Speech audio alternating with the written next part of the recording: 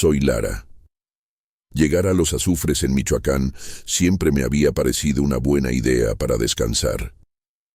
El aire frío entre los pinos, la neblina que baja por las laderas en las tardes, y ese silencio que uno difícilmente encuentra cerca de Morelia.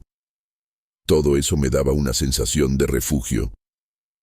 Mateo y yo queríamos alejarnos un par de días, apagar el ruido cotidiano, y por eso elegimos una cabaña que se anunciaba como rústica, privada y rodeada de naturaleza. Para mí, sonaba perfecto. El camino desde Ciudad Hidalgo empezó a cambiar conforme nos aproximábamos a la zona más boscosa. Los árboles se volvieron más altos, la luz se filtraba apenas entre las ramas y el olor a humedad lo cubría todo. Aún así, me llamó la atención algo que no comenté de inmediato. Un ligero aroma a azufre que no debería estar ahí. Las pozas termales quedaban lejos de la ruta que tomamos. Esta parte, en teoría, no tendría por qué oler así. Cuando finalmente llegamos, la cabaña se veía mejor de lo que esperaba. De madera oscura, con un pequeño pórtico y una chimenea que tendría que usarse sí o sí por las noches. Había silencio absoluto, el tipo de silencio que hace que uno escuche sus propios latidos. Pensé que esa paz me haría bien.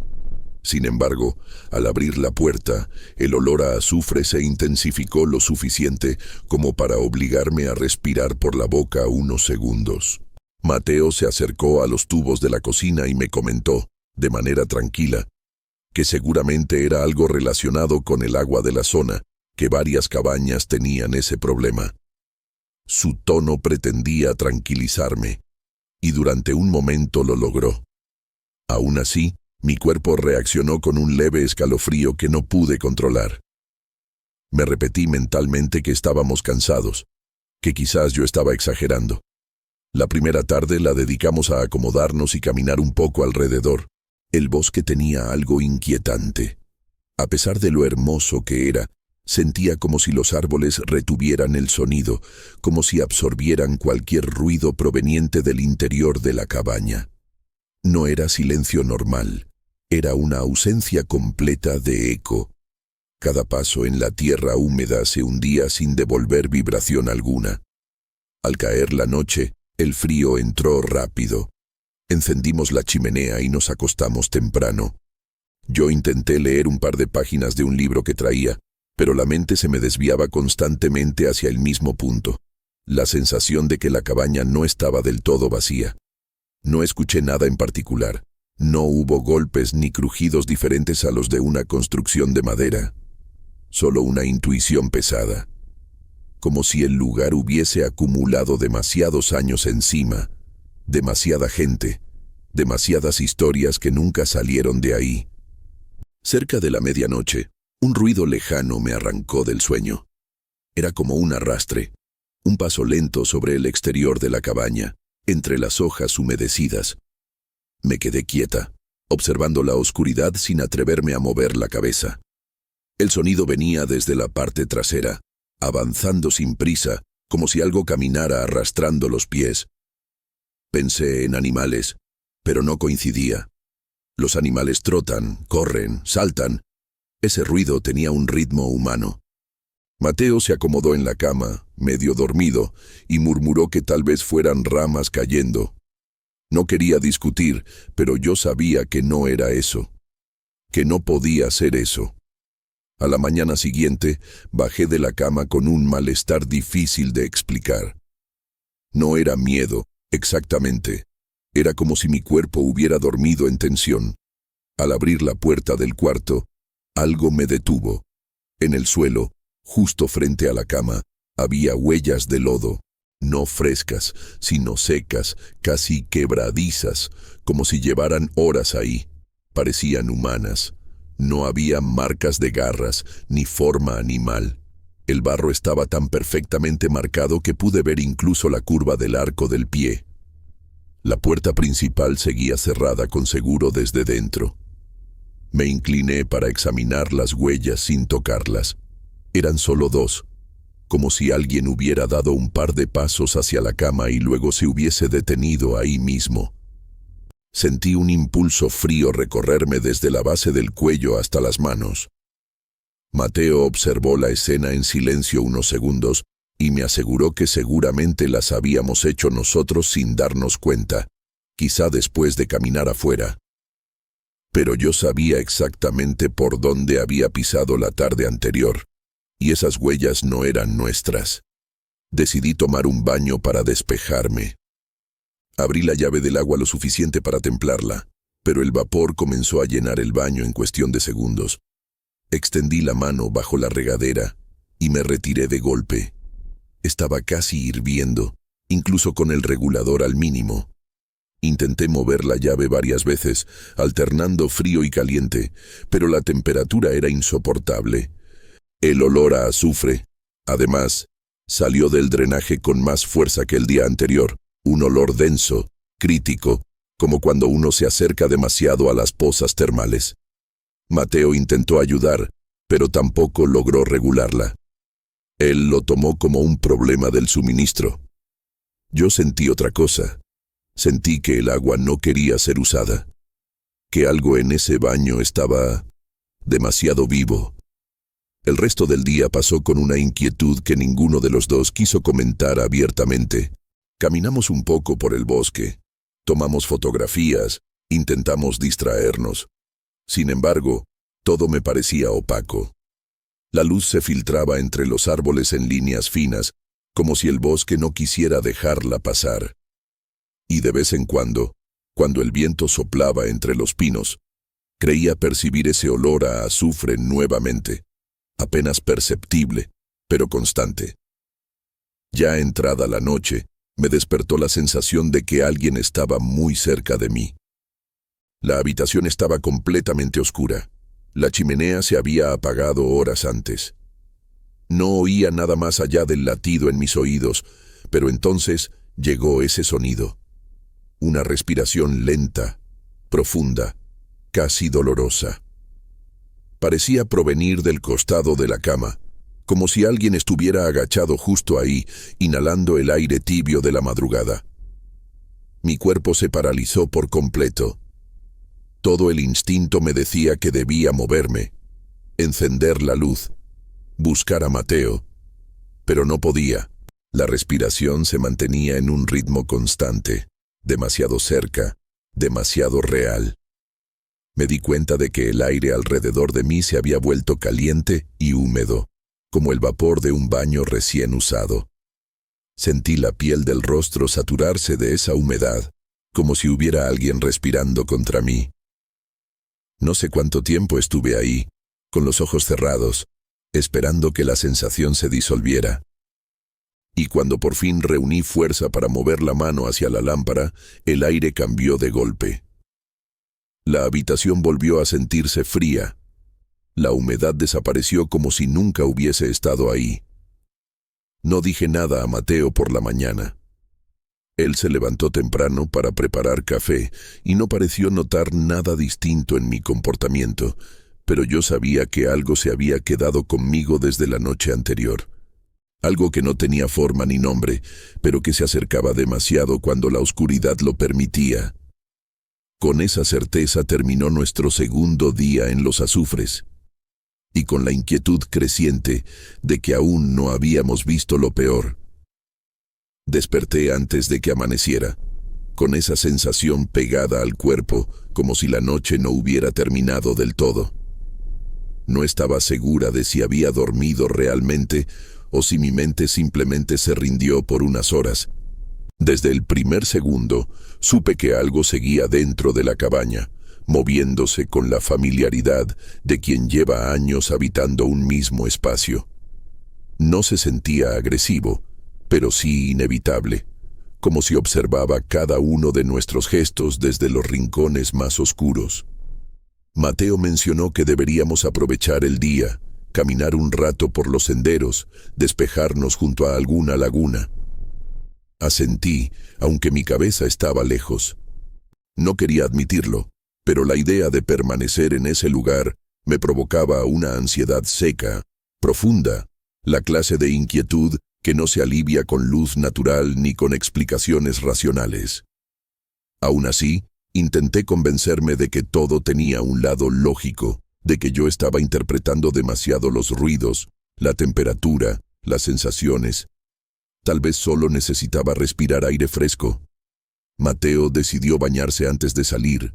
Recordé lo caliente que había estado el agua las últimas veces y pensé que sería inútil, pero no dije nada. Escuché cómo abría la llave mientras yo recogía algunas cosas en la mesa de la cocina.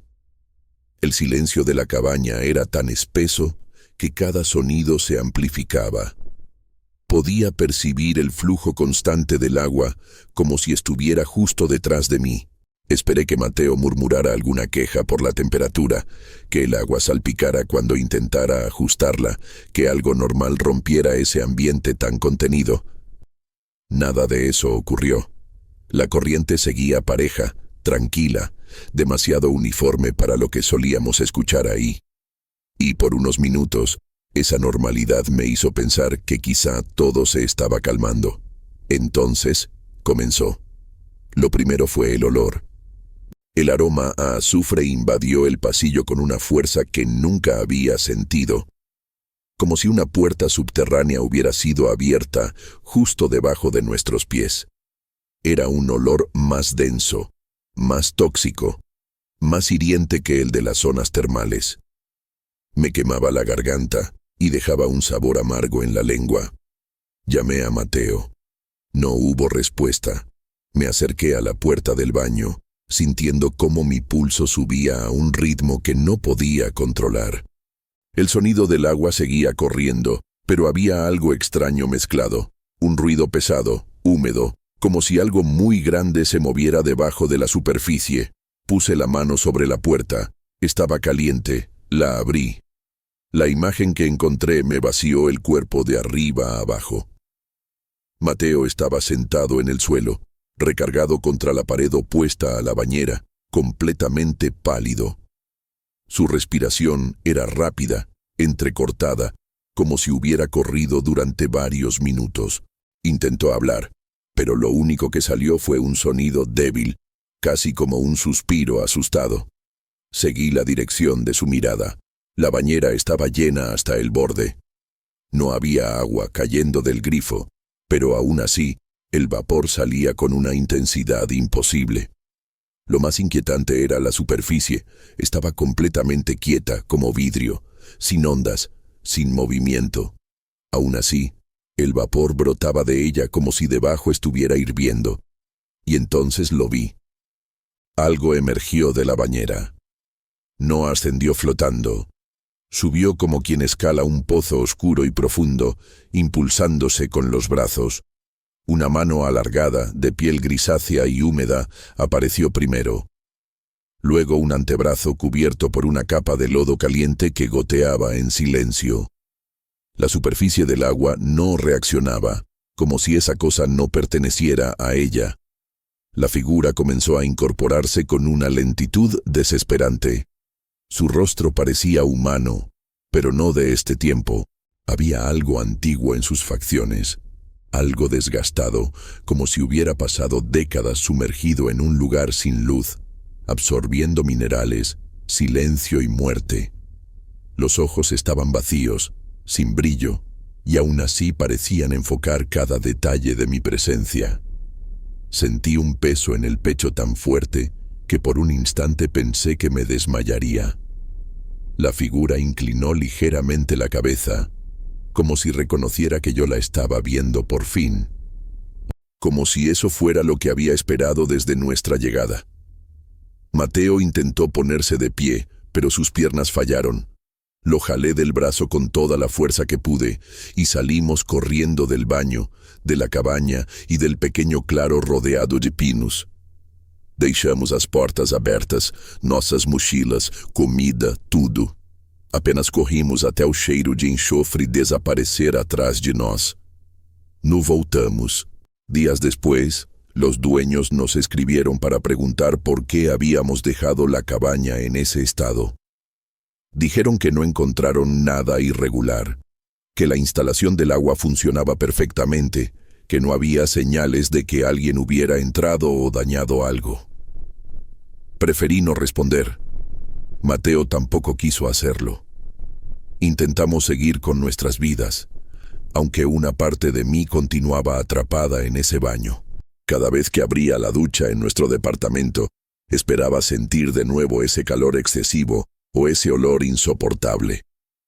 Pero el verdadero golpe llegó meses después. Una noche soñé que estaba en un baño que no era el mío. Era más grande, con paredes blancas y una bañera antigua en el centro. Todo estaba silencioso, sin vapor, sin olor, sin ruidos. Me encontraba de pie frente a la bañera. El agua permanecía completamente quieta. Y entonces, exactamente como en los azufres, una figura empezó a emerger. La misma piel gris, la misma lentitud terrible, los mismos ojos vacíos que parecían ver más de lo que deberían. Subía con una determinación que no dependía de mí, como si aquel encuentro fuera inevitable. Acordé antes que llegase completamente a superficie, mas por alguns segundos ainda pude sentir no rosto o calor do vapor que não existia no meu quarto, y entendí algo que me acompañó hasta hoy. Aquello que salió de la bañera no estaba ligado a la cabaña, estaba ligado a mí, y ahora sabía cómo encontrarme.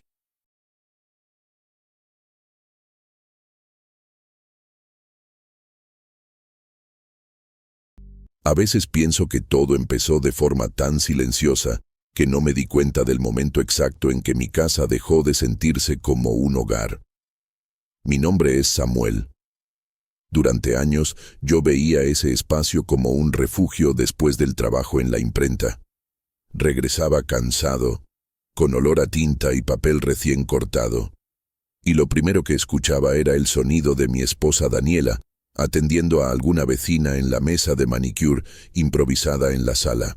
Tomás solía correr hacia mí, presumiendo cualquier dibujo que había hecho en la escuela. Era una vida sencilla, normal, como la de cualquier familia de clase media en Morelia, pero con el tiempo, el ambiente se volvió áspero. Al principio pensé que era desgaste, algo que pasa en muchas parejas. Daniela se quejaba de mi horario en la gráfica, decía que me veía distante, que regresaba con una energía rara. Yo trataba de explicarle que al jefe le gustaba dejar encargos de último minuto, especialmente cuando había promociones para comerciantes del centro. Pero por más que intentara tranquilizarla, ella parecía convencida de que yo ocultaba algo. Esa insistencia empezó a agotar la paciencia de ambos. Yo sentía que cada gesto mío era examinado. Cada vez que tomaba el celular para revisar correos del trabajo, Daniela lo interpretaba como un intento de esconder conversaciones con otra mujer. A veces la miraba y veía en sus ojos un cansancio extraño, una mezcla de inseguridad y desconfianza que nunca había notado antes. Lo que no entendí en ese momento fue que Daniela ya había dado un paso hacia algo que yo no imaginaba posible. Había buscado a una mujer en el mercado Independencia, una de esas que ofrecen limpias, amuletos y trabajos para proteger el hogar. Me lo mencionó de manera superficial, casi como si fuera algo inocente, un detalle sin importancia. Yo no le presté atención. En ese momento pensé que era solo una ocurrencia más, una forma de sentirse mejor. Poco después, la casa empezó a cambiar. Primero fueron los olores. Un hedor a podrido aparecía sin previo aviso, sobre todo en las mañanas frías. Era un olor penetrante, como carne dejada al sol, que impregnaba el pasillo y tardaba horas en desaparecer. Daniela decía que ese tipo de olores era normal cuando se movían energías viejas. Yo trataba de no discutir, pero algo en mi estómago se contraía cada vez que caminaba por el corredor. Luego vinieron los movimientos, sombras rápidas, casi imperceptibles, que cruzaban la periferia de mi vista. Pasos ligeros, como si un niño caminara descalzo de madrugada. Al principio pensé que era Tomás levantándose para ir al baño, pero él seguía dormido profundamente cada vez que lo revisaba. Cuando se lo comenté, dijo que también había visto algo pasar frente a su puerta en la noche.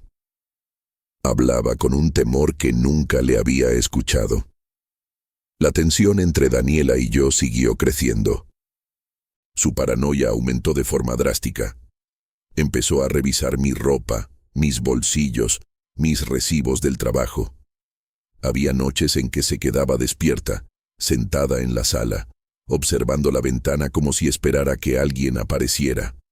Me decía que sentía una presencia femenina cerca de mí, una sombra que se pegaba a mi espalda cada vez que volvía de la gráfica. Todo se volvió más extraño cuando Tomás enfermó. De un día para otro, empezó a tener fiebre alta sin razón. Los médicos decían que era una infección común, pero nada lo aliviaba. Sudaba en exceso y despertaba llorando, diciendo que sentía una figura parada cerca de su cama.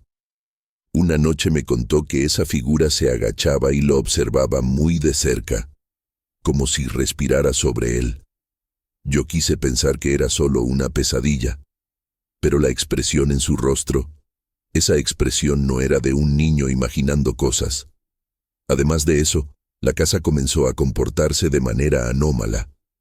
La comida se echaba a perder en cuestión de horas. Recuerdo que compré carne una mañana y por la tarde estaba negra, con un olor imposible de soportar. Las frutas se arrugaban, los panes se llenaban de moho. Daniela insistía en que era parte del proceso de limpieza energética, pero yo ya no lograba creerle. Un día, buscando un cargador, encontré en el fondo de nuestro closet un pequeño altar improvisado, velas consumidas hasta la mitad, bolsitas de hierbas atadas con hilo rojo, un frasco con agua turbia. Daniela me dijo que todo eso era para ahuyentar mujeres que querían meterse en nuestra relación. Según ella, lo hacía para protegernos, pero la mirada que tenía al decirlo era inquietante, como si estuviera convencida de luchar contra un enemigo invisible. A partir de ese momento, comencé a sentir que algo respiraba dentro de la casa. Un peso en el aire, una presencia que se movía de cuarto en cuarto. Las luces parpadeaban sin razón, los objetos cambiaban de lugar, las noches se hicieron insoportables. El ambiente estaba tan cargado que a veces yo mismo despertaba sin poder moverme, sintiendo un frío que se metía hasta los huesos. Y mientras todo esto ocurría, Daniela parecía hundirse cada vez más en su obsesión. Se aisló por completo. Dejó de atender a sus clientas, dejó de hablar con sus hermanas, dejó de participar en cualquier cosa que no tuviera que ver con proteger la casa de una supuesta amenaza. Yo, en ese punto, ya no sabía si seguir pensando que se trataba de celos o de algo mucho más oscuro. Lo único que tenía claro era que nuestra vida familiar se estaba desmoronando y que, de alguna forma, la casa se estaba enfermando con nosotros, o quizá gracias a nosotros. El ambiente había llegado a un nivel que me hacía temer cada noche. Algo se había instalado ahí, entre nuestras paredes, entre nuestros silencios, entre nuestras sospechas. Algo que se fortalecía con cada discusión, con cada pensamiento venenoso, con cada noche sin dormir. Y yo todavía no sabía que lo peor apenas comenzaba. Hubo un punto en el que sentí que mi vida ya no me pertenecía. La casa marcaba el ritmo de mis días, como si fuera un organismo vivo que vigilaba cada movimiento. Los olores putrefactos eran constantes, los pasos en el pasillo se volvían más pesados, y Tomás empeoraba sin explicación. Yo trataba de mantener la calma, de no contagiarle mi miedo, pero cada noche era un recordatorio de que algo dentro de esas paredes se alimentaba de nosotros. La tensión entre Daniela y yo alcanzó un nivel insoportable. Ella vivía en un estado de alerta permanente. Pasaba horas encerrada en la recámara, murmurando oraciones que aprendió quién sabe dónde, mezclando hierbas con aceites que dejaban un rastro pegajoso en el aire. Decía que la casa estaba rodeada de energías que querían destruir nuestro matrimonio. Yo no lograba reconocer a la mujer con la que había construido una vida. Lo que terminó de quebrarme fue lo que descubrí en su celular. No estaba buscando nada, solo trataba de revisar un mensaje del banco, y la pantalla se encendió mostrando notificaciones que no deberían estar ahí. Fotos, textos, planes para verse, y un tono de intimidad que me dejó sin aire. Sentí que el piso se movía bajo mis pies. Todo ese tiempo en que me acusó de mentir, de esconder cosas, de traer mala energía a la casa, y ella llevaba meses en lo suyo. El golpe fue tan fuerte que mi cuerpo reaccionó antes que mi mente. Me dolía la cabeza, me temblaban las manos, y lo peor fue mirar alrededor y darme cuenta de que, de alguna forma, todo ese ambiente enrarecido tenía sentido. No venía de mí. No era yo el origen de ese veneno. O al menos, eso quise creer en ese momento, cegado por la rabia. Ese mismo día cometí el error que terminó de condenar la casa. Busqué a un hombre que me recomendaron en el trabajo. Alguien que sabía regresar trabajos. Alguien que supuestamente equilibraba lo que otros habían hecho por maldad o manipulación. Yo no iba con la intención de dañar a Daniela, sino con la desesperación de limpiar mi vida, de romper ese círculo que nos estaba consumiendo. Pero dentro de mí había enojo, resentimiento, deseos de venganza. Y ahora entiendo que esas cosas son alimento para cosas que no vemos. Acepté el ritual sin pensar demasiado. Me pidió objetos de la casa. Me pidió concentrarme en lo que quería expulsar de mi vida. Me pidió recordar los momentos en que me había sentido humillado o traicionado. Yo, cegado por el dolor, seguí todo al pie de la letra. Cuando terminó, dijo que las energías se moverían rápido y que la casa se revelaría en los próximos días. No se equivocó. Esa misma noche, el ambiente se volvió denso al grado de sentirse físico, como si el aire tuviera peso.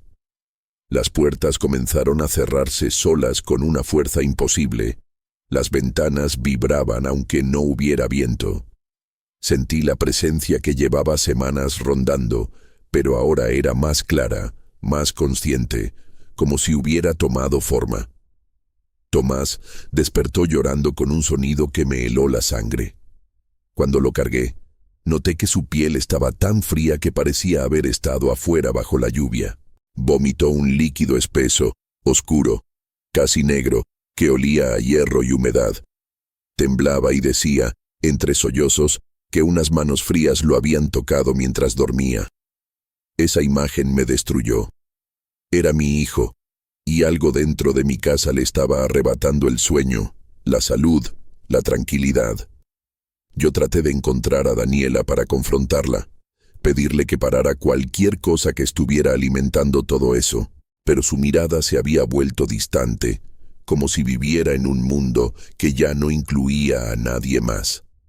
Decía que la casa necesitaba sacrificios para mantenerse protegida, que Tomás estaba reaccionando porque las energías se acomodaban. No sé si realmente creía en eso o si algo la había trastornado al grado de no distinguir la realidad. Los días siguientes fueron los más oscuros que he vivido. Escuchaba discusiones en la sala sin que nadie estuviera ahí. Voces bajas, tensas, como una pareja peleando. A veces sonaba mi nombre, otras veces el de Daniela. Los objetos seguían moviéndose solos. Las luces se apagaban de golpe incluso durante el día. Las esquinas parecían más oscuras de lo normal, como si algo se ocultara ahí, quieto, esperando. Cada vez que Tomás tenía fiebre, yo sentía que perdía un poco más de fuerza.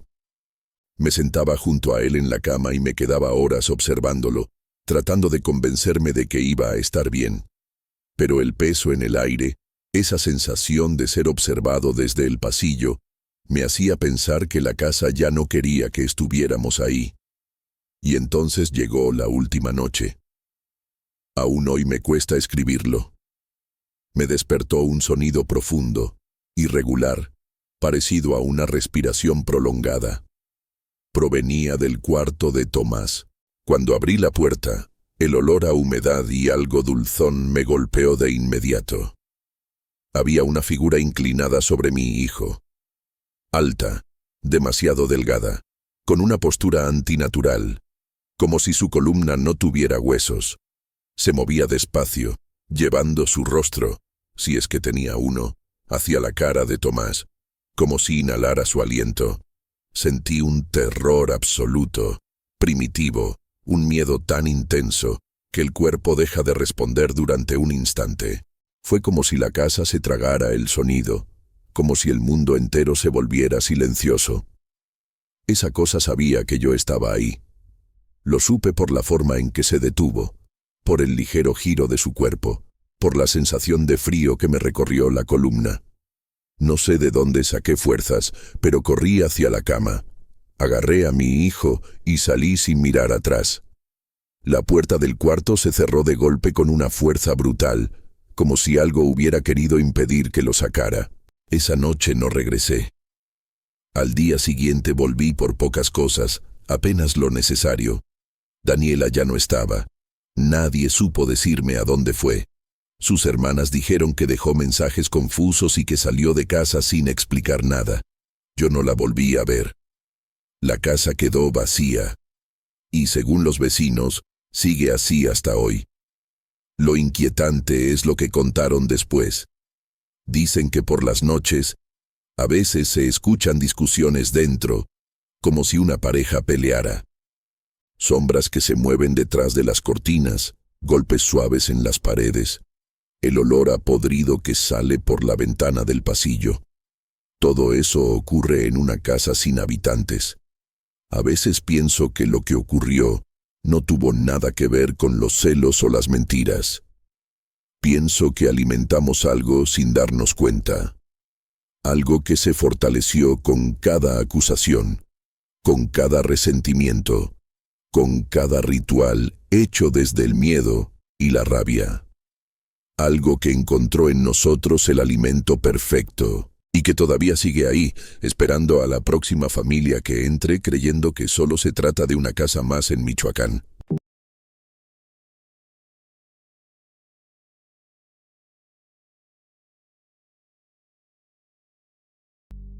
Me llamo César Augusto. Lo que viví en la carretera entre Apatzingán y Aguililla no empezó como una historia de miedo. Al principio, era solo parte de mi rutina de trabajo. Durante años manejé de día, pero ese tramo de la Federal 120 me fue asignado en horario nocturno porque, según mi jefe, yo era uno de los pocos que aguantaban bien las madrugadas. Así que acepté, más por costumbre que por gusto.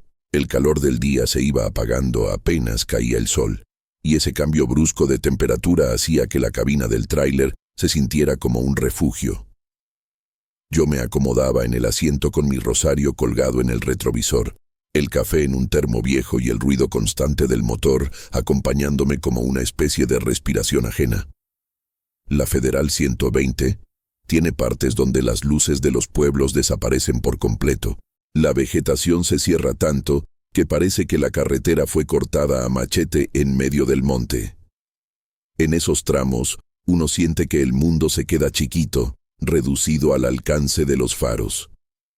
Fue en uno de esos segmentos, cerca de una curva antes del puente, sobre el río Apatzingán, donde lo vi por primera vez.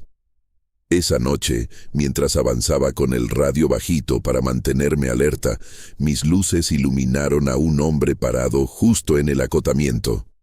No se movía, no hacía señas, no pedía ayuda. Solo estaba ahí, con el cuerpo firme y la mirada perdida hacia la carretera. Me dio la impresión de que esperaba a alguien, pero no a mí. Pasé de largo, por supuesto. En esa zona uno aprende a no detenerse por precaución. Aún así, el estómago se me encogió. No por miedo, sino por la sensación extraña de que algo no cuadraba. La postura de ese hombre era demasiado rígida, como si hubiera estado ahí por horas. Días después, al recorrer el mismo tramo, lo vi de nuevo, mismo sitio, misma postura, misma quietud antinatural. Sentí ese peso incómodo en el pecho que uno intenta atribuir al cansancio.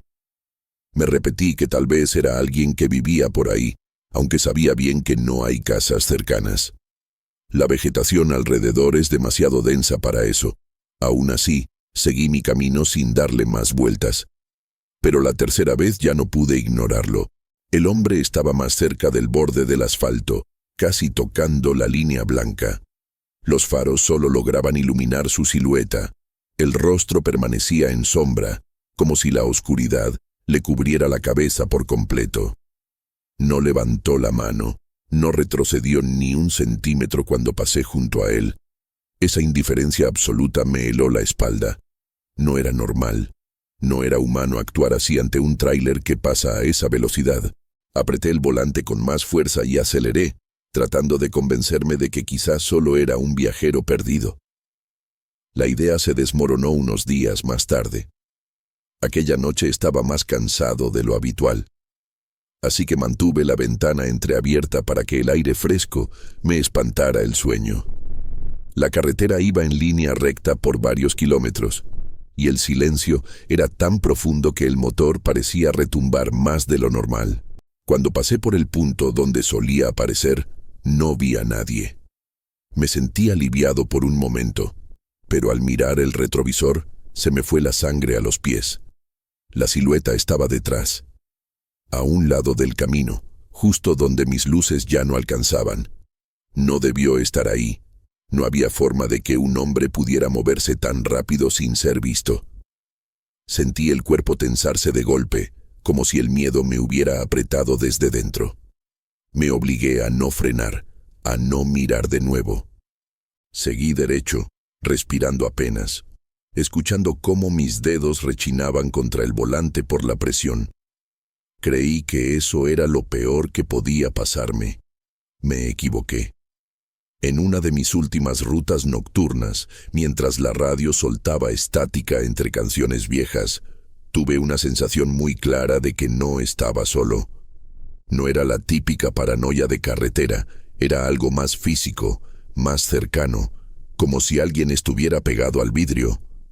Me atreví a girar el rostro hacia la ventana del lado del copiloto, apenas un segundo, y lo vi. La sombra estaba ahí, a la altura de la puerta, acompañando el movimiento del tráiler. No corría, no flotaba, no se desplazaba de forma natural. Simplemente se mantenía junto a mí, como si el vehículo la llevara a su ritmo. Aquello me provocó un terror tan profundo que me dolieron las costillas de lo fuerte que contuve el aire. Sentí como un sudor frío me recorría el cuello y mis manos resbalaban en el volante. Por poco pierdo el control del tráiler. Cuando logré estabilizarme, no tuve el valor de mirar otra vez. Sabía que, si lo hacía, quizá no sería capaz de seguir manejando. Esa sombra pegada al vehículo fue el punto en el que dejé de engañarme. Ya no era una coincidencia, ya no era cansancio, era algo que me seguía, algo que sabía exactamente quién era yo y por dónde pasaría cada noche. Esa certeza fue el inicio de lo que cambiaría por completo mi forma de ver la carretera. Nada de lo que vino después se compara con lo que sentí esa noche. Pero lo que estaba por suceder me haría entender que esa presencia no solo estaba ahí, también me esperaba. Llegó un punto en el que manejar de noche se convirtió en una carga que me acompañaba desde que despertaba hasta que subía al tráiler. La idea de pasar de nuevo por ese tramo de la Federal 120 me revolvía el estómago. Aún así, seguía trabajando. Uno aprende a tragar el miedo cuando el trabajo es lo único seguro que tiene. Pero esa madrugada, el cansancio, el nerviosismo y ese presentimiento que no me soltaba desde horas antes, se mezclaron en algo que nunca olvidaré. El aire estaba más seco que de costumbre, y el viento apenas movía las ramas del monte. Avanzaba con los hombros tensos, atento a cualquier sombra fuera del borde de luz de los faros. La carretera estaba vacía, como si el mundo entero hubiera decidido no usarla esa noche. Cuando me acercaba al punto donde siempre lo veía, sentí un hormigueo en la nuca. Mis manos estaban frías, sabía que algo no estaba bien, aunque aún no sabía qué. Y entonces lo vi. Esta vez no estaba en el acotamiento, ni detrás del tráiler, ni caminando a mi lado. Estaba en medio de la carretera, justo en la línea amarilla, inmóvil.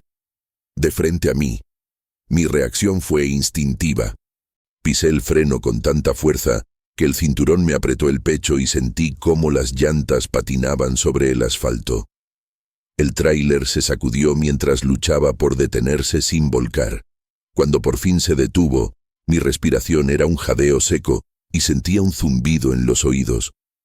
Me quedé mirando hacia adelante, esperando verlo ahí, iluminado por los faros. Pero no había nadie.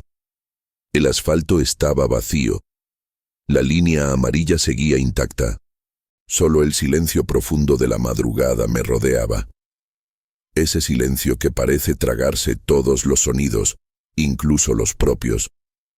Me costó trabajo abrir la puerta. No quería bajar.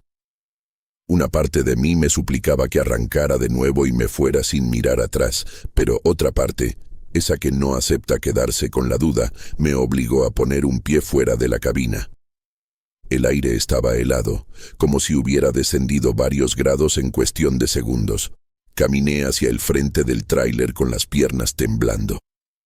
Mis botas resonaban en el asfalto de una manera que me parecía demasiado fuerte para lo vacío del entorno. Cuando llegué al punto donde lo había visto parado, algo llamó mi atención en el borde del camino. Eran huellas, profundas, como si alguien hubiera pisado con un peso antinatural, imposible para un ser humano normal. Se dirigían hacia el monte, hundiendo la tierra seca en una línea perfectamente recta. Me acerqué con cautela, iluminando con la lámpara del teléfono. Las huellas continuaban unos metros más, hasta que simplemente desaparecían entre las ramas. No había señal de que alguien hubiera avanzado entre los arbustos o movido la vegetación. Era como si esa presencia hubiera entrado al monte sin mover ni una hoja. Esa imposibilidad me recorrió el cuerpo como una corriente eléctrica. Sentí un impulso profundo de regresar al tráiler de inmediato, y lo hice sin mirar atrás. Mientras regresaba a la cabina, tuve la clara sensación de que algo me observaba desde la oscuridad del monte. No escuché nada, no vi nada, pero esa mirada, esa presencia, estaba ahí, fija, esperando. Al arrancar el tráiler, mis manos temblaban tanto que apenas podía sostener el volante. No volví a mirar los espejos retrovisores en todo el trayecto hasta Apatzingán. Sentía que, si lo hacía, esa figura estaría ahí, pegada otra vez a la puerta, siguiendo cada metro que avanzara. Cuando por fin llegué a la base, estacioné el vehículo sin apagar el motor al principio. Me quedé 3 minutos completos intentando controlar mi respiración. Luego, sin pensarlo mucho, entregué la unidad y me fui a casa caminando, sin querer volver a manejar esa noche. Desde ese día, evité las rutas nocturnas. Le expliqué a mi jefe que necesitaba un cambio de horario por cuestiones de salud. Él no preguntó demasiado, quizá porque vio en mi cara que no estaba inventando nada. Dormí mal durante semanas. Cualquier sombra en la ventana, cualquier ruido del viento, me hacía recordar esa figura parada en mitad del camino. Con el tiempo pensé que tal vez todo había quedado atrás, hasta que un compañero de trabajo me buscó una tarde. Había regresado de un viaje nocturno por esa misma carretera y me dijo, con un tono preocupado, que algo raro le había pasado. Según él, al pasar cerca del tramo donde siempre lo veía, notó una figura oscura parada al lado de un tráiler estacionado en un área de descanso. Dijo que esa presencia estaba inmóvil, como si esperara algo, o a alguien. Lo que me heló la sangre fue cuando escuché lo que añadió después, que el tráiler estacionado era el mío, el mismo que yo había usado durante años, y que la figura, esa sombra, estaba justo al lado de la puerta del conductor, como si aguardara mi regreso. Ese detalle me dejó sin palabras. Sentí cómo el miedo me apretaba la garganta y el estómago al mismo tiempo. No dije nada más, solo asentí. Pero por dentro, una certeza me desgarró el pecho. Esa cosa no estaba ligada a la carretera, sino a mí, Y aunque evite la noche, aunque cambie de horario, aunque intente alejarme, sé que no ha terminado. Algo en esa oscuridad sigue esperándome. Y cada vez que paso cerca de una ventana, miro de reojo. No por paranoia, es simple precaución, porque todavía tengo la impresión fuerte, insistente, casi física, de que algún día volverá a caminar a mi lado, como aquella noche, como si nunca se hubiera ido.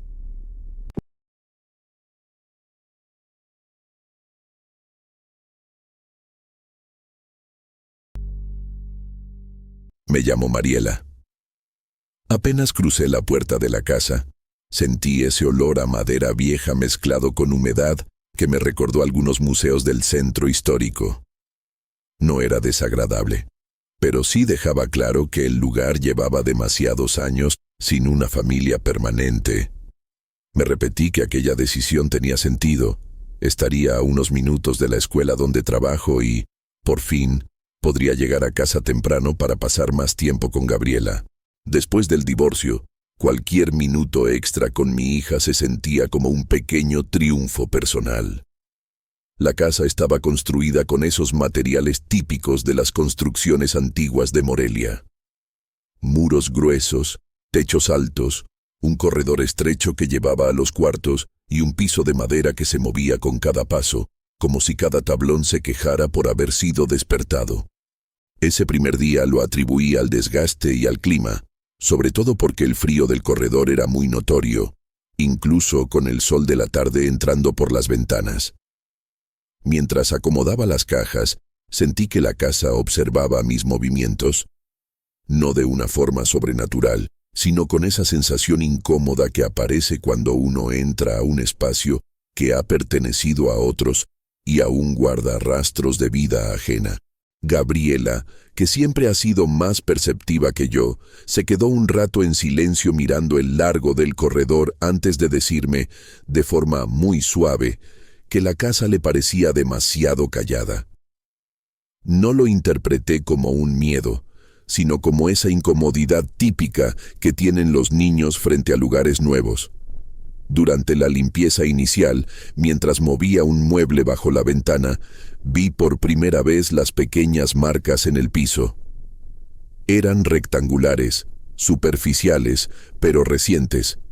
La madera alrededor estaba opaca, sin brillo, mientras que los bordes de cada marca parecían más claros, casi frescos, como si alguien hubiera pasado un objeto puntiagudo pocas horas antes. Supuse que el antiguo inquilino había arrastrado algún mueble, o quizá tenía mascotas. Me pareció una explicación lógica, así que solo las repasé con un paño húmedo y seguí con mis pendientes. Los primeros días fueron una mezcla de cansancio y adaptación. Entre preparar las clases, ayudar a Gabriela con sus tareas y organizar la casa, apenas tenía tiempo de sentarme a respirar. Por las noches, el piso crujía con insistencia. Lo hacía también durante el día, pero al anochecer se volvía más constante, como si el peso del silencio lo obligara a estirarse. Las vigas en el techo respondían con chasquidos que resonaban hasta en la sala.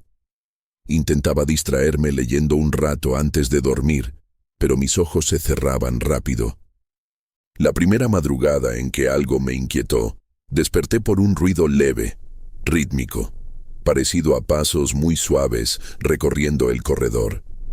No eran pesados ni largos, sonaban como si alguien caminara con los talones apenas tocando la madera. Me quedé inmóvil, tratando de distinguir si no sería el viento empujando alguna ventana mal cerrada.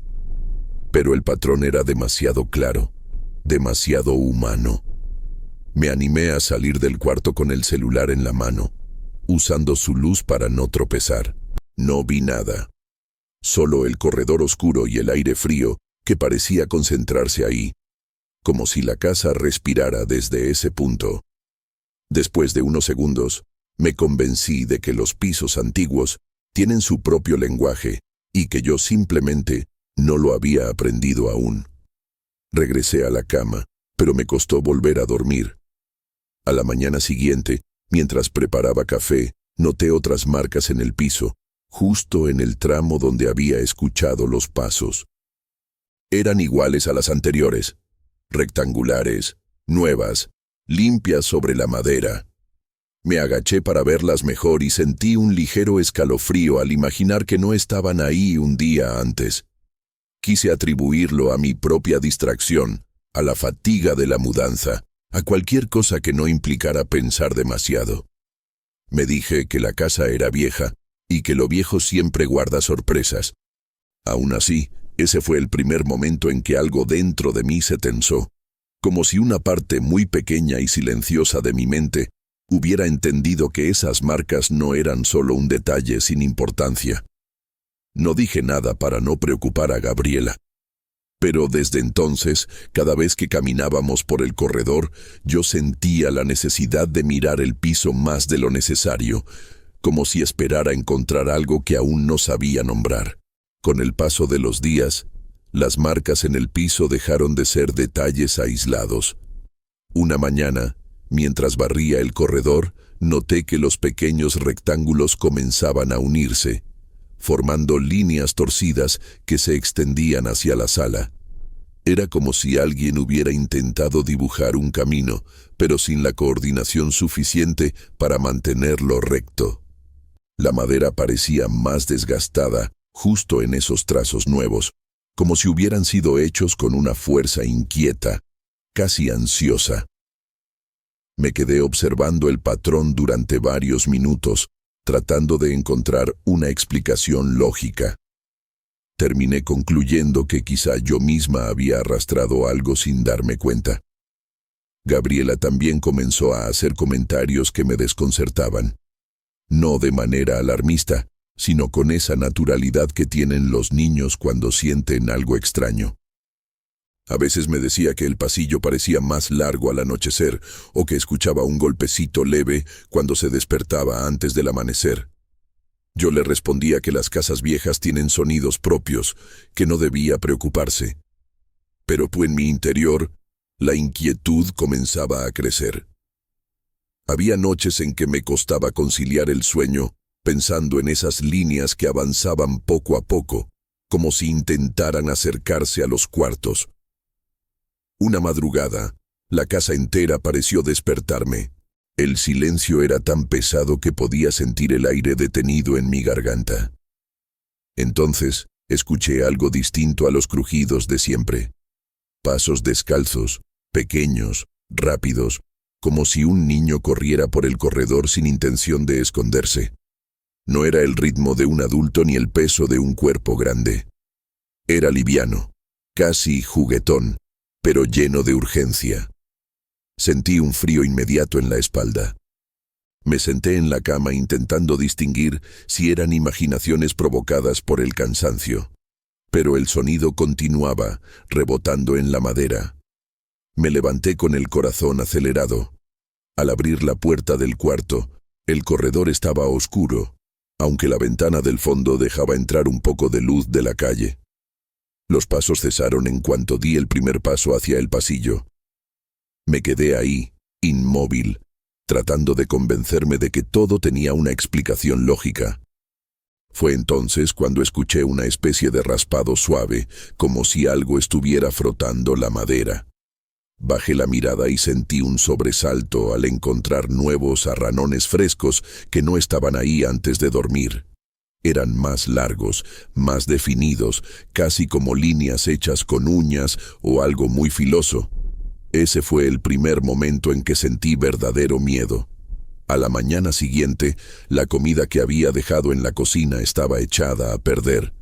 No era algo normal. Había guardado todo correctamente, y la noche anterior seguía en buen estado.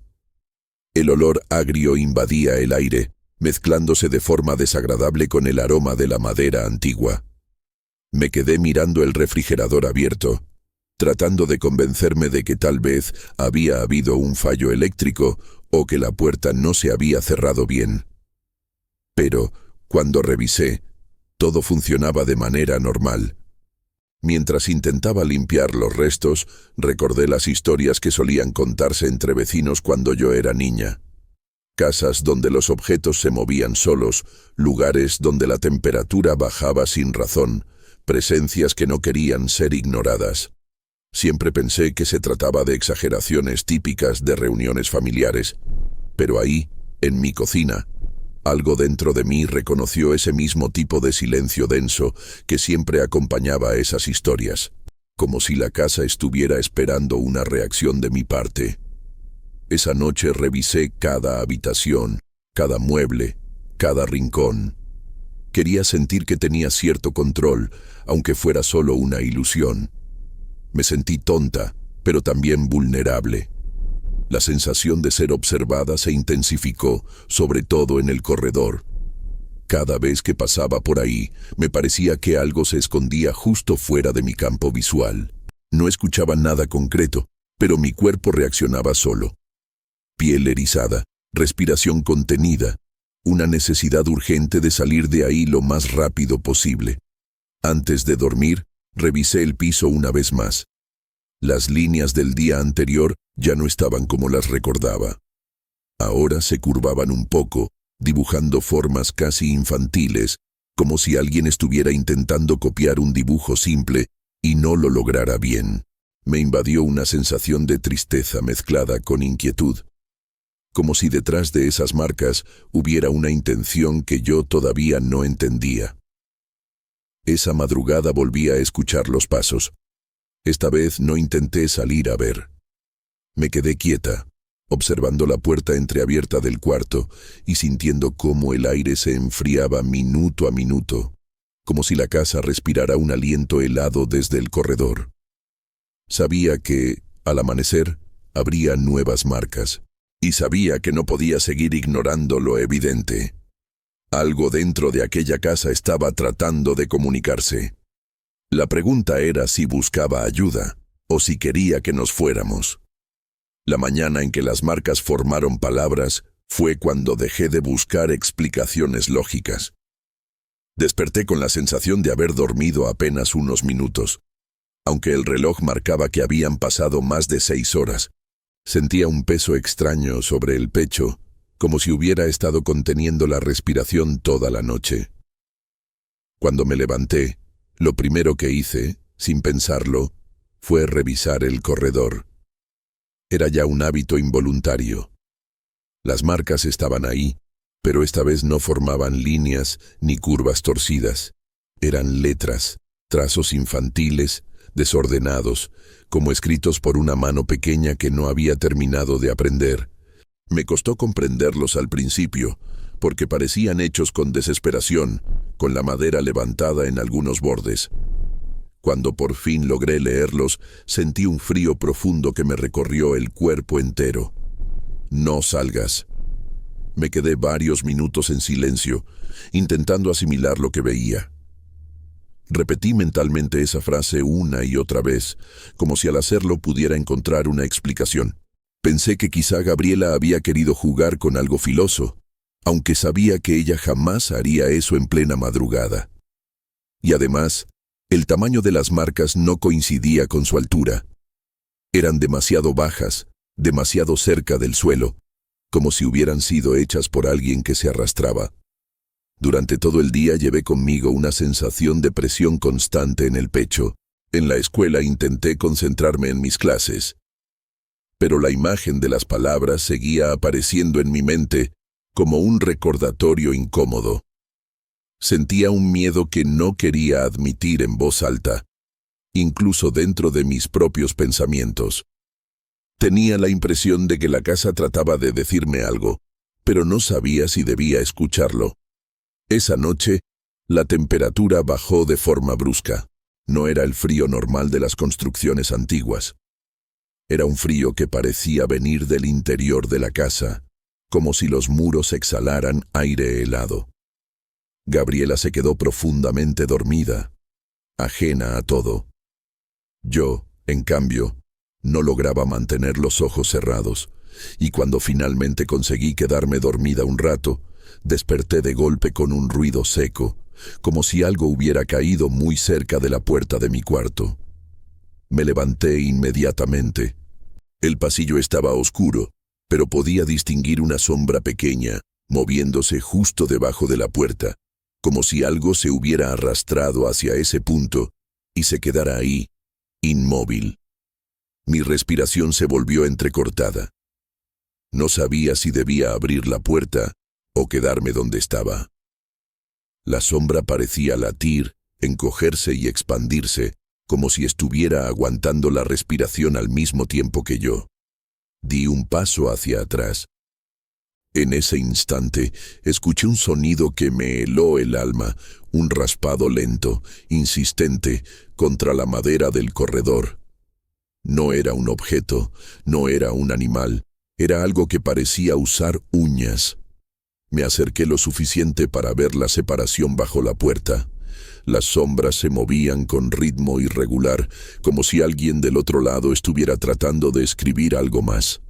Sentí que mis piernas temblaban. Al amanecer, reuní el valor para revisar el piso, debajo de la capa de polvo fino que se había levantado durante la noche. Las marcas formaban una nueva palabra. Está aquí. Esta vez, las letras eran más claras, más profundas, como si la mano que las había hecho estuviera desesperada por hacerse entender. Me invadió un miedo tan puro que por un momento pensé en tomar a Gabriela y dejar todo atrás sin mirar atrás. Pero al mismo tiempo, una parte de mí necesitaba saber qué había pasado en esa casa. Decidí buscar a un vecino mayor que vivía a 2 calles y que llevaba décadas en el barrio. Lo recordaba porque, cuando me mudé, me dijo que cualquier cosa que necesitara él podía orientarme. Cuando le conté lo que había estado ocurriendo, él guardó silencio unos segundos antes de decirme que en esa casa había vivido una familia hacía muchos años y que su hijo pequeño había desaparecido sin dejar rastro. Nadie supo qué pasó. La policía buscó por todas partes, pero la casa quedó vacía después de aquello, y con el tiempo, la gente dejó de mencionarlo. Al escuchar eso sentí una mezcla de tristeza, compasión y un miedo que me presionó el estómago. La idea de que la presencia que se manifestaba en mi casa fuera la de un niño perdido me dejó con un temblor interno imposible de controlar. El vecino me dijo que tal vez la casa necesitaba ser escuchada, aunque admitió que él nunca había querido entrar allí desde que la familia se fue. Me aseguré de agradecerle, aunque mis pensamientos ya estaban en otra parte. Esa noche volví con una sensación de alivio extraño.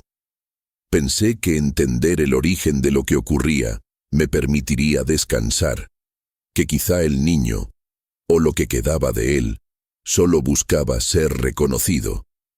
Me dormí relativamente rápido, más tranquila que en semanas. Nada parecía moverse en el corredor. No hubo pasos. No hubo frío repentino. Por un momento pensé que todo había terminado. Pero cerca de las 3 de la mañana desperté con un sonido que me paralizó de inmediato. No venía del corredor esta vez. Venía del interior de mi cuarto. Era el mismo raspado lento, insistente, de uñas pequeñas sobre madera. Tardé unos segundos en reunir el valor para asomarme por el borde de la cama, y cuando lo hice, vi que justo debajo del mueble, pegadas al piso, estaban apareciendo nuevas marcas, nuevas líneas, nuevos trazos, como si las uñas estuvieran trabajando ahí mismo. La sensación que tuve fue muy clara, tan clara que me heló la sangre. Esa presencia no quería irse, nunca había querido. Y por primera vez entendí que quizá yo y Gabriela éramos quienes habíamos entrado en el espacio de alguien más. De alguien que seguía ahí, esperando, reclamando el piso como si fuera su manera de seguir existiendo.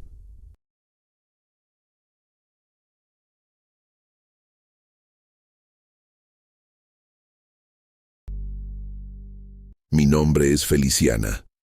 Aquel día empezó con una sensación extraña en el pecho, como si algo viejo estuviera a punto de despertarse. No era tristeza ni ansiedad, era más bien una inquietud suave que se quedaba ahí, detrás de la respiración, sin explicarse. Traté de ignorarla mientras me alistaba para ir al taller. Preparé mi café de olla, acomodé mis herramientas de cerámica en la mesa y encendí el radio para escuchar las noticias locales. Todo parecía normal, pero el pensamiento de mis abuelos me rondaba la mente de forma insistente, como cuando uno recuerda un pendiente que no anotó, pero sabe que debe atender. Tzintzuntzan es un lugar donde las tradiciones pesan más que las palabras. Crecí aprendiendo a respetar a los que ya no están y a mantener el hábito de visitar el panteón, aunque no fuera una fecha especial. A veces, cuando la nostalgia me tocaba el hombro, caminaba hasta la colina para ver a mis abuelos y limpiar sus tumbas. Esa costumbre siempre me daba paz, como si el aire entre los cipreses me ayudara a acomodar las ideas. Por eso, cuando la inquietud de esa mañana se hizo más fuerte, decidí que tenía que ir a verlos. La tarde estaba nublada, con ese tono gris que hace que el lago de Pátzcuaro se vea más quieto de lo normal. Caminé por las calles de tierra mientras escuchaba a los perros ladrar a lo lejos y el sonido de las ollas de barro golpeándose en los puestos del mercado. Compré un par de veladoras pequeñas, unas flores frescas y un trapo limpio. Después seguí el camino hacia el panteón, ese que huele a adobe húmedo y hojas secas. Al llegar, me recibió el silencio que siempre me ha parecido respetuoso, como si el lugar supiera que uno entra buscando algo que no puede encontrar en ninguna otra parte. Los cipreses se movían apenas, y las sombras entre las tumbas parecían más largas por la falta de sol. Me acerqué al espacio donde descansan mis abuelos y me quedé un momento observando la lápida. Sentí un nudo en la garganta, ese que aparece cuando el recuerdo es más fuerte que el tiempo. Limpié la superficie con calma, coloqué las flores y encendí las 2 veladoras. El olor a cera calentándose se mezcló con la humedad del ambiente. Me quedé ahí un rato, pensando en su voz, en su casa, en todas esas cosas que uno cree que ya sanó pero que regresan sin avisar. Fue entonces cuando algo me llamó la atención. En la pared vieja detrás de las tumbas apareció una sombra que no tenía lógica. La luz de una de las veladoras la proyectaba hacia arriba, pero la figura era demasiado alta, demasiado definida para venir de un objeto tan pequeño. No había nada cerca que pudiera explicarla, ningún adorno, cruz o ramo grande. Nada, solo la sombra quieta, larga, como si respirara. Sentí un escalofrío inmediato. No fue de frío. Fue ese tipo de sensación que nace en el estómago y sube hasta la espalda. Me quedé inmóvil, intentando encontrarle forma a la silueta. Parecía humana, pero alargada, estirada, casi desequilibrada. Traté de convencerme de que la luz estaba haciendo un truco raro con la humedad de la pared, o que mis ojos estaban cansados del taller. Di un paso para atrás, y la sombra pareció estirarse apenas un poco más. No fue un movimiento claro ni brusco, sino algo mínimo, como si la figura hubiera cambiado de opinión y regresado a su posición original antes de que pudiera verlo bien. El corazón me latía con fuerza. Quise pensar que estaba exagerando, que a cualquiera le pasa ver cosas raras cuando la luz es tenue. Mientras recogía el trapo y acomodaba las flores, esa sensación de ser observada se volvió tan intensa que me costó respirar hondo. No escuché nada, pero era como si alguien estuviera justo detrás de mí, esperando un descuido. No me atreví a mirar de inmediato. Solo cuando ya iba de salida volteé rápido hacia la pared. La sombra seguía ahí, inmóvil, demasiado larga para ser mía. Caminé hacia la salida del panteón tratando de no apresurar el paso, aunque cada parte de mi cuerpo me pedía correr. A medida que me alejaba, la humedad del aire parecía pegarse a mi piel. El olor a tierra mojada se me quedó impregnado, como si lo hubiera llevado conmigo. Esa noche tardé mucho en dormir, dando vueltas en la cama y recordando la forma de esa sombra. Al final, me quedé con una idea fija. Algo en ese lugar me había mirado. Y aunque intentara convencerme de que solo había sido un juego de luces, el miedo seguía ahí, empujando desde adentro, como una advertencia que no acababa de entender. Los días siguientes se fueron volviendo pesados, como si el aire en mi casa hubiera cambiado de densidad. Al principio, traté de convencerme de que lo del panteón había sido un mal rato, un truco de mi mente después de una tarde cargada de emociones. Pero cada mañana despertaba con esa sensación de que algo había entrado conmigo desde el cementerio. Algo silencioso que prefería observar sin hacer ruido. Mientras trabajaba en el taller, me costaba concentrarme. Mis manos, que normalmente se movían seguras sobre el barro, empezaron a fallar. Un lunes, mientras daba forma a un jarrón grande, escuché un crack suave, casi como un suspiro. El barro recién secado se había abierto en una grieta larga y curva. Me quedé mirándolo sin entender. Pensé que tal vez el horno había tenido una variación de temperatura, o que yo había cometido un error al preparar la mezcla.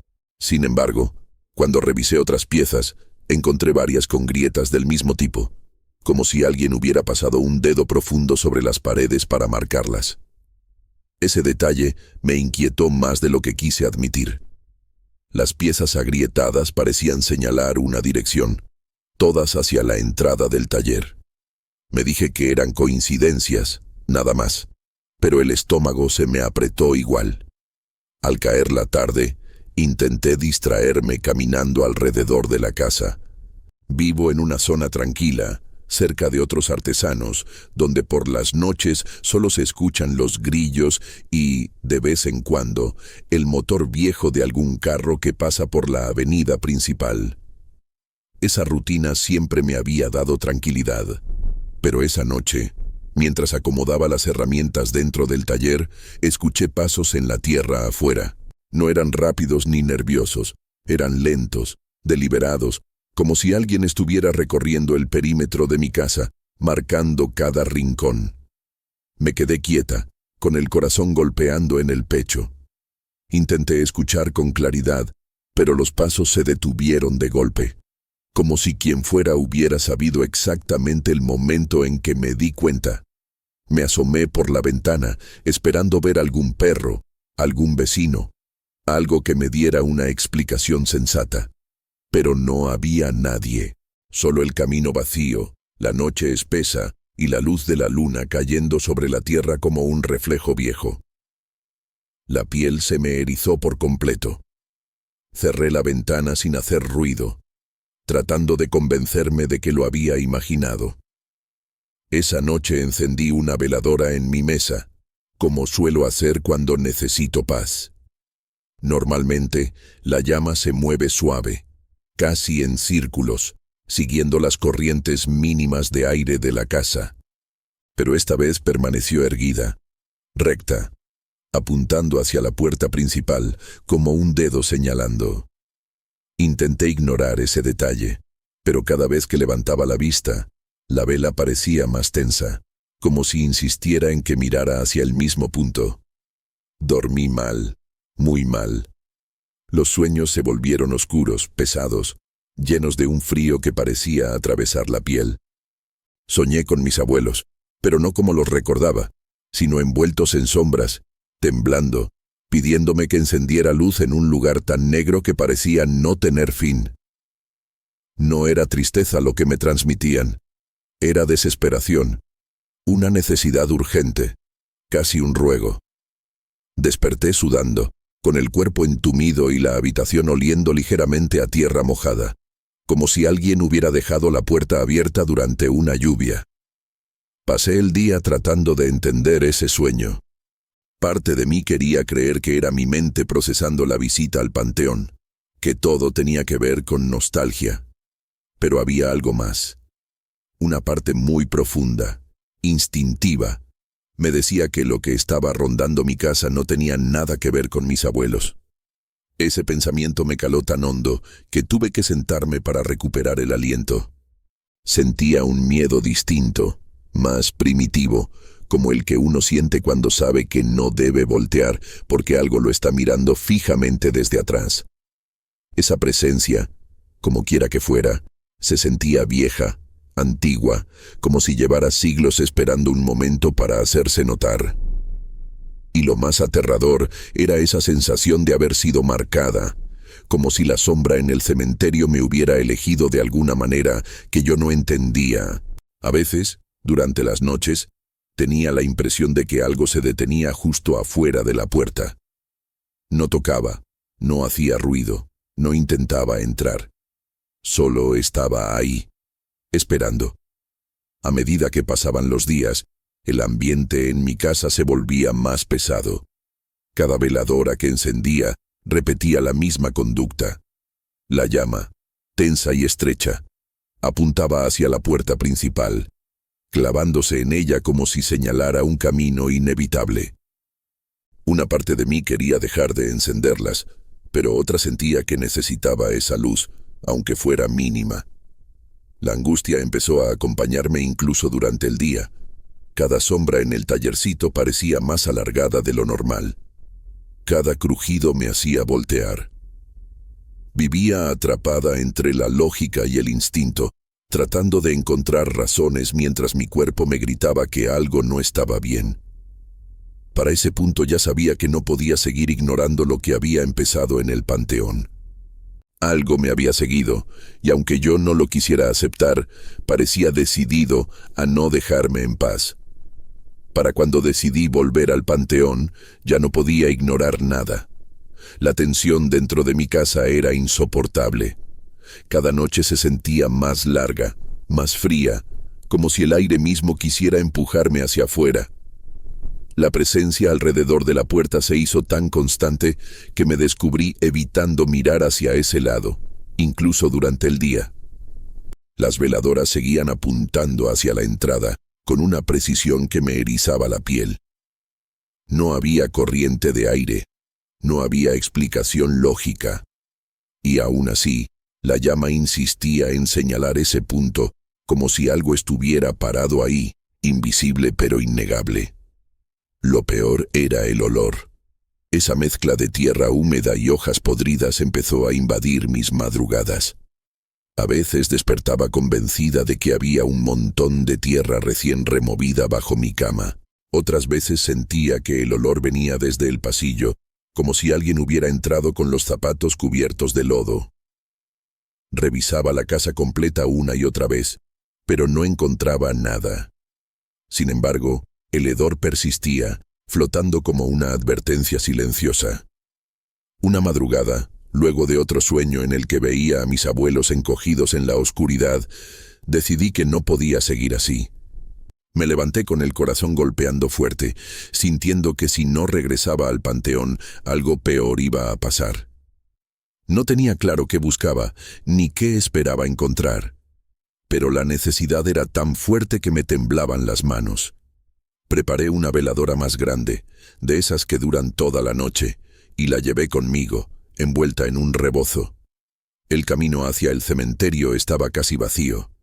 El cielo comenzaba a aclarar apenas, con ese tono azul profundo que anuncia el amanecer. Caminé rápido, sin mirar demasiado a los lados, tratando de controlar la sensación de que alguien me seguía a distancia.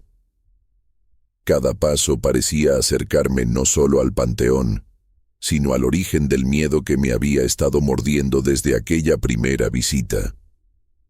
Al cruzar la reja, sentí un frío distinto, más pesado, casi corporal.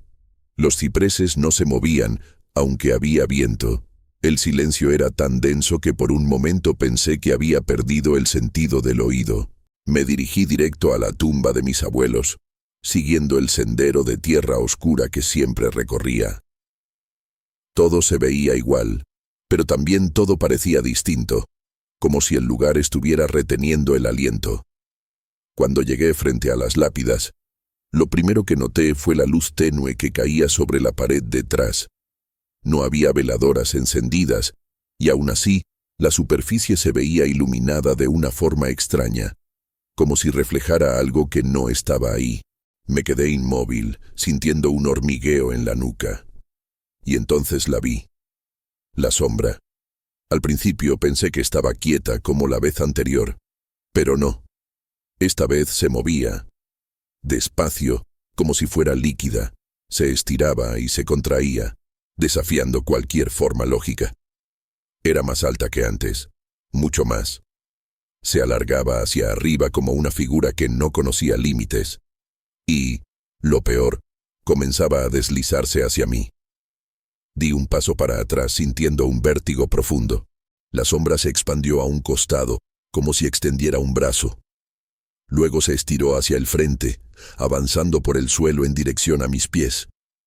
Era como ver a la oscuridad misma tomando decisiones, eligiendo por dónde moverse.